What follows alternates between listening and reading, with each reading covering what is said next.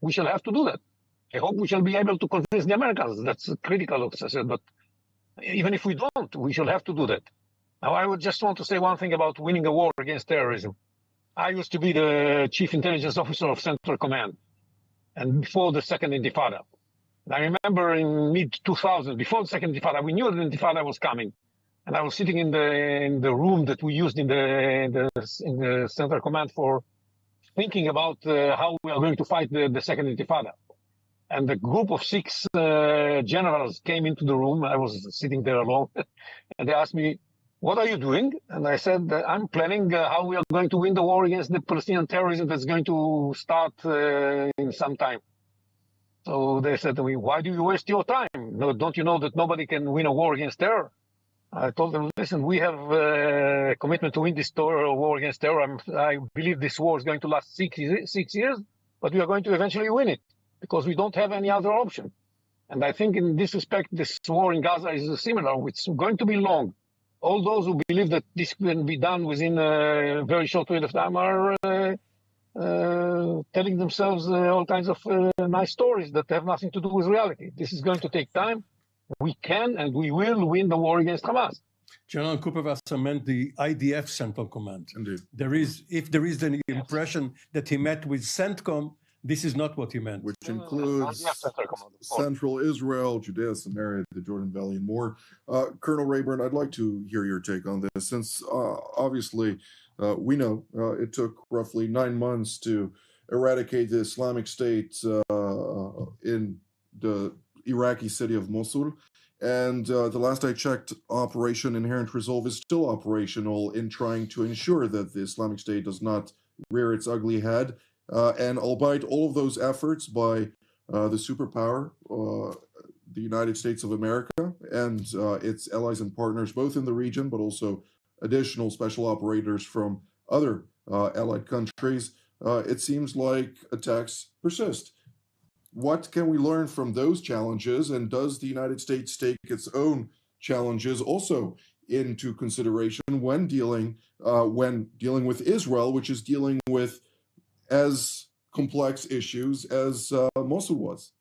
Well, if I were the Israeli side, I wouldn't look at Mosul or the campaign against the Islamic State, that caliphate, as an analogy. I mean, look, the Israeli side, I think, has been use other campaigns in Gaza to compare with. Otherwise, I think it's apples and oranges, and I don't think it's useful to draw comparisons between what the U.S. did in either Afghanistan or Iraq and what is happening in Gaza now. It's very other than as a strategic communications exercise. I don't think that's useful either. I disagree. I think actually that the Israeli side is under time pressure from the White House, from the Biden administration, but I don't think really anyone else in America.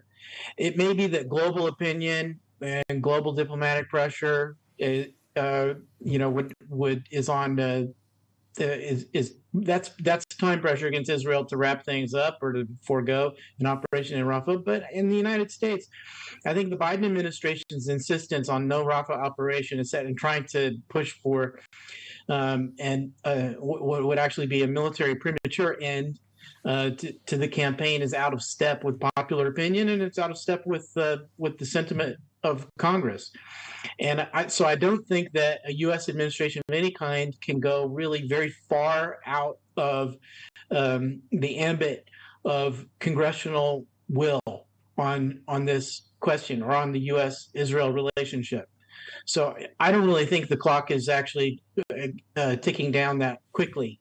And I think that if President Biden were to say, well, I'm going to suspend some sort of military assistance, or I'm going to suspend this or suspend that to Israel to try to get them to halt military operations or to allow the United States, the U.S. administration to micromanage military operations, I don't see that there's a popular support in the United States or in Congress for that position. And so it's not really sustainable. And there would be a lot of congressional pressure and popular pressure against the administration for doing that. That's sort of my amateur political analysis of the Washington scene.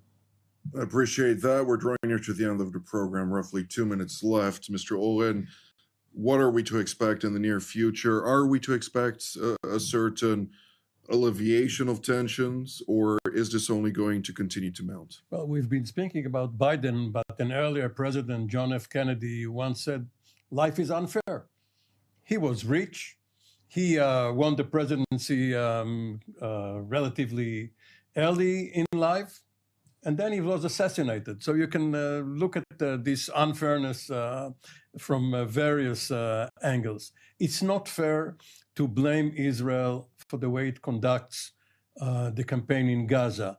Obviously, other countries, let's take the Russians, would have killed 100,000 civilians rather than 10,000. But it's immaterial. Israel is judged by other standards, by a double standard, and it has to consider it, to factor it into its plans. General Kupelwasser? Well, I think that we are going to see two major developments in the coming days. The first is the ongoing discussions about the hostages. We haven't spoken about the hostages deal, but this is a major issue for Israel now. If there is a possibility to move forward, then we shall move forward on the hostages deal. And the other is the decision to move into Rafah. Now, they are deeply intertwined, and it's all going to be affected by what's going to happen in Washington. Yes, I agree with Colonel Rayburn that the time really is not that pressing. But we have to attend the timetable of the president. There are elections in the United States. He has to take that into account, and so do we, unfortunately. And we shall have to take that into consideration while we decide about the timing of operation in Rafah. Colonel Rayburn? Well, I think, look, the U.S. role, in my view, the U.S. role should not be to try to tactically micromanage operations in Gaza. It should be to do what the only thing that a superpower can do, which is to try to restore deterrence against the Iranian regime, which is the central brain of these conflicts on multiple fronts, and that hasn't been done yet. And I don't see any prospect. I don't see that the Biden administration is preparing to do that, and it's not even unleashing economic pressure, restoring economic pressure against the Iranian regime and the axis of resistance right now. I think I've said it 100 times on your show, but that's the big missing element. I would prefer that the U.S. administration focus on that level of work rather than trying to look over the IDF shoulders in Gaza. Indeed. Well, that's all the time that we have for today. I'd like to thank General Kupelwasser, Colonel Rayburn, and Mr. Oren for taking out of your times to update us on the latest, and I'd like to thank all of you at home as well. Until our next update, from here in Jerusalem, Shalom.